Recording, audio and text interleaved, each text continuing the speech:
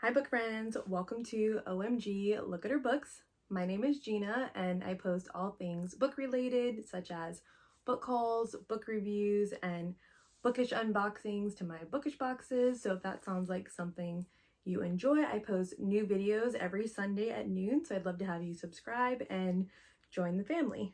And without any further ado, let's get right into this video.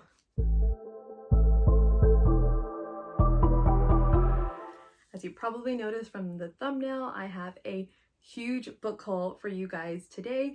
I do work at a bookstore, so I blame my book buying habits on that because I do get a discount as a bookseller. I have a few advanced reader copies in this stack, some pre-orders. I have books from Waterstones, Barnes & Noble, and even a leftover birthday book for my birthday back in October. So let's start getting into the video. I'm not going to explain every book, mainly because I haven't read a lot of them and don't know, but we would be here forever if I did that. So let's just start going through the books. The very first book is To Kill a Shadow by Katherine Quinn. This is actually my most recent purchase. The receipt is still in the book. That's how recent that I just bought this one. This is I want to say a young adult fantasy romance series. And that was all I needed to know. And then sprayed edges, done deal.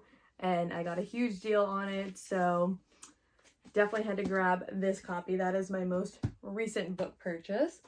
Next up is another recent one. I had actually pre-ordered this one. This is Patrick Rothfuss's little novella, The Narrow Road Between Desires. I know everyone is waiting for the next book in his Name of the Wind, I want to say, series. Don't know when we're going to be getting that, but this was a pre-order that I had ordered online, so this actually just came in the mail because it came out this week. And next up was an impulse buy. So this is a Scarlett St. Clair novella. It's called Mountain Made of Glass. It's a short fairy tale retelling. She actually wrote the other series that I still have not read yet, Touch of Darkness or Into Darkness, that whole series. It's on my list, but it's not finished yet. I want to say because she's doing the main character's POV books, and then she's doing the female POV, and she like switches back and forth. So I think there are, two more, maybe one more I want to say, so I'm waiting for those. So in the meantime, I can read a little novella by her. And then next, this was a Waterstones purchase. This is the Hunting Moon, and look at those edges. It is a paperback with sprayed edges, and I couldn't pass up on that. I want to say it's related to the Luminaries. Yes. Author of Shadow and Bone on the Luminary. So this one actually grabbed my attention, honestly, because of the sprayed edges. That was the first thing that caught my attention with that. Next up is a Lauren Asher book. This is also a newer release from the month of November. This is called Love Redesigned, The Lakefront Billionaires. I got the Barnes & Noble exclusive of this. I read her, or most of her Dreamland Billionaire series. I read the fine print. I liked that. And then I read Terms and Conditions, which I absolutely loved. I still not have read the third one, which is, ooh, what's the name of it? Fine print, Terms and Conditions. I'm totally drawing a blank. What was the name of that one? Final Offer? Final Offer, that's it. That took way too long. The third book, Final Offer, I have not read yet. So this is a new series by her. Next up is a Lucy Score book. This was actually a birthday gift from one of my co-workers. This is Mr. Fixer Upper. Probably a cute, sexy rom-com. Yep, sexy, grumpy renovation reality star, and his nonsense field producer. So this one sounded cute.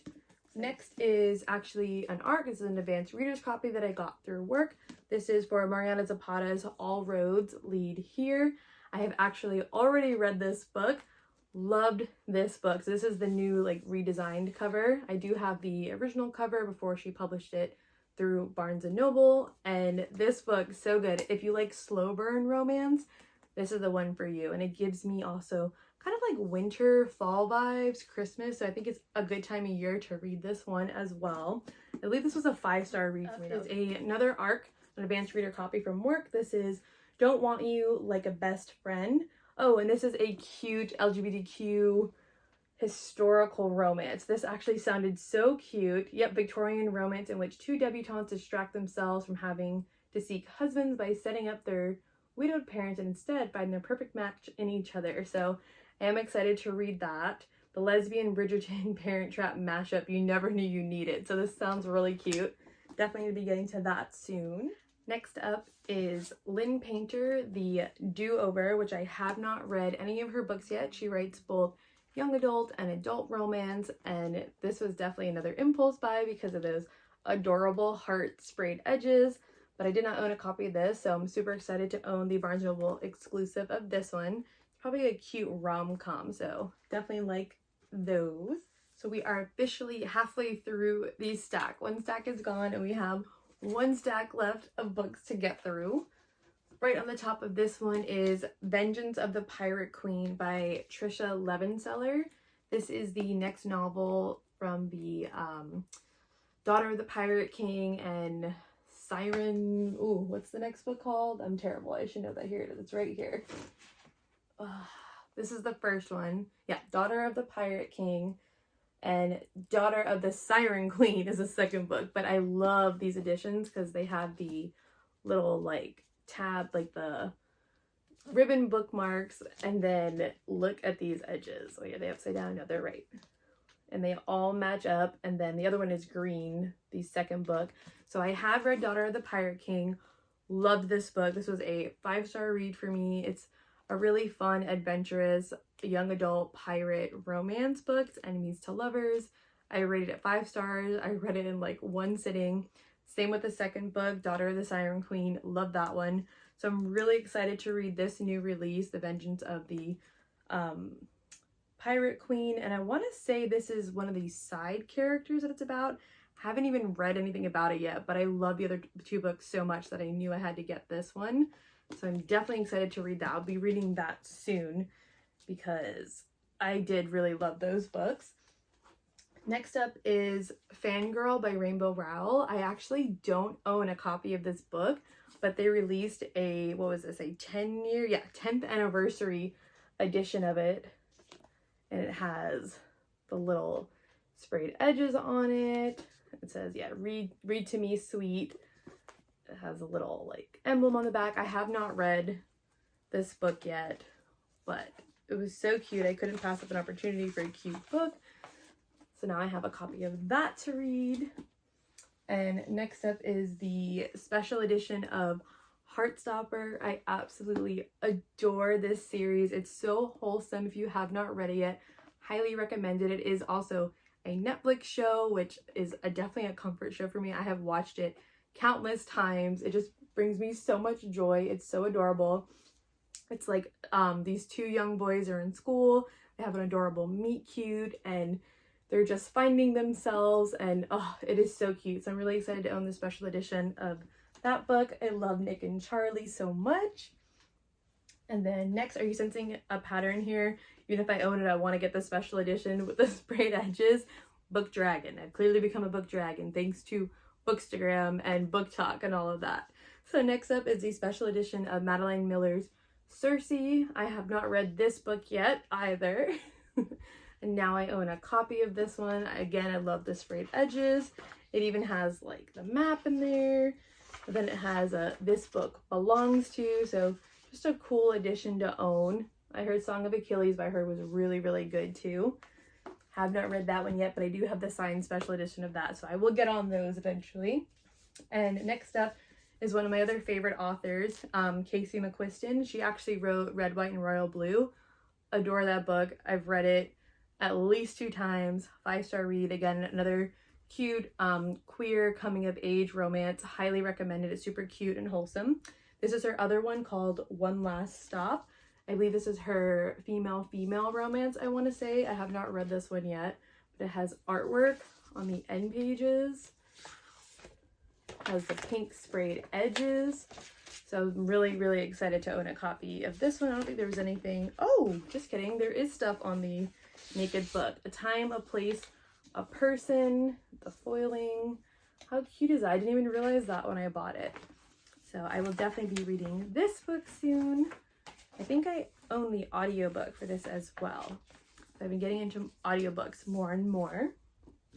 The never-ending TBR list, right? And next up was another pre-order from Waterstone. So I have the special editions of, again, Daughter of the Pirate King of Fairy Loot. They're right here. These are these two books with the pirate ship. And the Fairy Loot has not announced. They're going to do the new Vengeance of the Pirate Queen book. But the Waterstones edition, thanks to my friend Cynthia over at Sin's Workshop, told me that they actually match. So they're the same size. They have the sprayed edges and then end pages. But the best part, it's actually signed as well. So now all three of my books are signed. So I now have 2 special editions of this book series.